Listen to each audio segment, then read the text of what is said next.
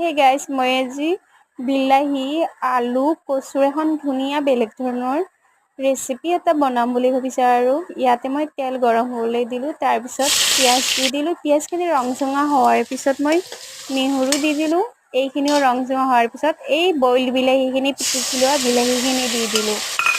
আৰু ইয়াতে এইখিনি ধুনীয়াকৈ লাৰি ৰংচঙা কৰি ল'ব লাগিব। তাৰপিছত গেছটো কমাই দিছোঁ, এনেকৈ অকণমান সময় ভাজিব লাগিব।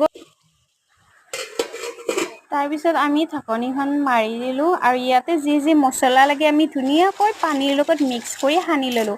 আৰু এইখিনি ধুনীয়াকৈ হৈ আছে, তাৰপিছত ঢালি দিলোঁ। তাৰপিছত তেল বিৰিঙি আহিছে, ইয়াতে আমি দি দিম বইল কৰা কচু আৰু আলুখিনি আৰু ধুনীয়াকৈ লাৰি থাকিব। গেছটো কিন্তু কমাই ল'ব দেই। আৰু মই গেছ কমাই লৈ ভাজি ভাজি পানী দি দিলোঁ। তাৰপিছত আমি পানীখিনি দিয়াৰ পিছত মান ধনিয়া দিম বুলি এই মান ধনিয়াখিনি ছিঙি লৈছোঁ আৰু এইখিনি মই ধুনীয়াকৈ চফা কৰি ধুই এইখিনি মই উতলি থকা আঞ্জাখনত দি দিলোঁ।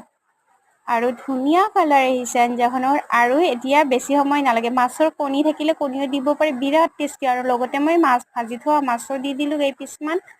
আৰু এইখিনি প্ৰায় 10 মিনিটমান পিছত হৈয়ে গ'ল আৰু আমাৰ আঞ্জা ৰেডি। ভাল লাগিলে লাইক কৰিব।